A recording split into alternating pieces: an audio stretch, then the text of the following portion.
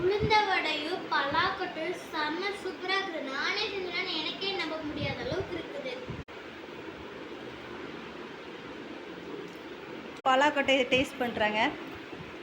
சூப்பரா இருக்குது. இதுக்கு உளுந்த 3 மணி நேரம் ஊற வச்சு இப்போ மிக்சியில் அரைச்சிட்டு இருக்கா.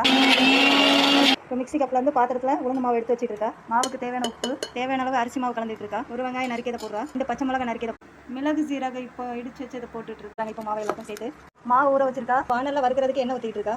தேங்காய் சட்னி, 2 பூண்டு, பொட்டுக்கடலை கொஞ்சம், 2 பச்சை மிளகா, ஜீரகம், உப்பு சேர்த்து தண்ணி ஊற்றி அரைச்சி வச்சிருக்கா. இப்போ வானல் வச்சிருக்கிற பாத்திரத்தில் கொஞ்சம் எண்ணெய் ஊற்றுறா. கடுகு போடுறா, கருவேப்பிலை போடுறா. இப்போ தேங்காய் சட்னியை அரைச்சி வச்சிருக்கிறத ஊற்றுறா. உள்ள தேவையான உப்பு போட்டுட்டு இருக்கா. இப்போ மிக்ஸ் பண்ணி சட்னி ரெடி பண்ணிட்டா. இப்போ லைட்டாக மாவு போட்டிருக்கா. எண்ணெய் காஞ்சிட்டு பலாக்கொட்டை, இப்போ பலாக்கொட்டை உள்ளே தட்டிட்டு இருக்கா வறுக்கிறதுக்கு. 10 நிமிஷம் தீயை சிம்மில் வச்சு கிளறிக்கிட்டு இருக்கா.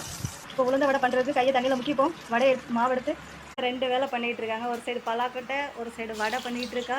சூப்பராக பண்ணுறா.